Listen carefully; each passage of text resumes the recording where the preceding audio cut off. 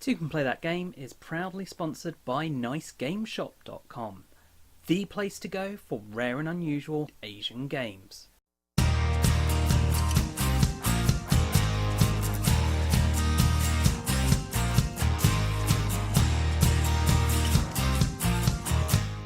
Hi, I'm Michael. Take a seat while I quickly tell you about Pocket Mars by Board and Dice, the game of colonising Mars that fits in your pocket. The whole idea of this game is that you're moving your colonists from Earth to the buildings on Mars. The game will end once someone's done this with all 7 of their colonists, and that's what this game comes down to. It is shuffling cubes about, and you'll do that using these multi-use cards.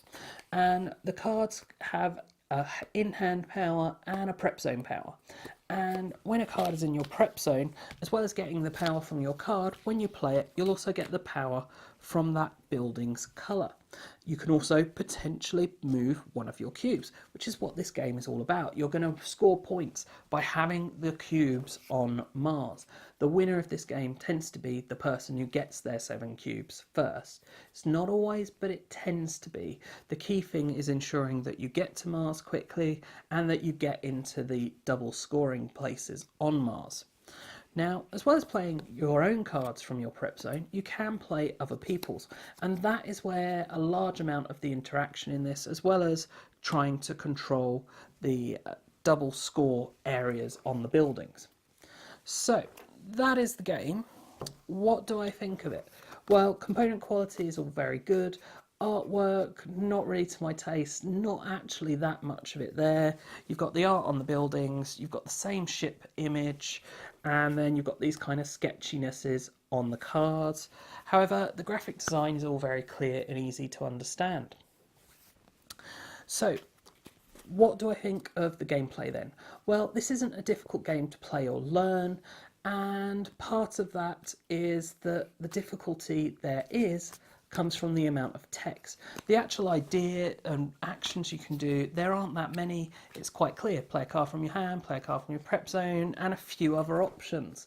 Nice and easy. All you're doing is moving cubes, quite simple, but there can be quite a lot of text on these cards to read, and that can be a barrier and a complexity, and especially a problem for analysis paralysis that will interrupt the flow of the game to quite a large degree and detrimentally, because what will happen is you'll draw a card and then the other person's waiting for you to decide where you're going to put that card, whether it's in your hand or your prep zone, before they can take their turn, because they might want to play the card from your prep zone.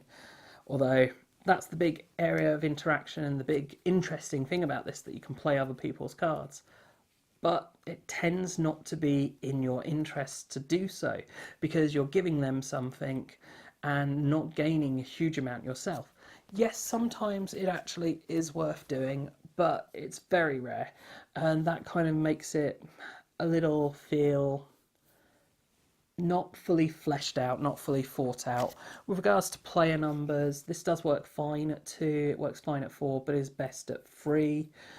Just because you get slightly more interaction the more players you have, and also because if you get too many players, as I was saying about the downtime issues, that can cause it to run on a bit with 4 players. So what about replay value? Unfortunately, I think if you're interested in the whole cube pushing aspect of it, the way the cards can come out can make a difference and can dictate which buildings you end up going to, which can change things a bit. But overall, there's only one way to win, and that is push your cubes to Mars. So everyone is always going to be doing the same thing of pushing your cubes to Mars. It's just slightly different because of the cards that come out, which might affect who actually wins in the end. So that is my quick thoughts on Pocket Mars. I didn't feel it was a game for me. I'm sure there are people out there who will enjoy and love this. It's very portable, it's a very good price point, it's very good component quality.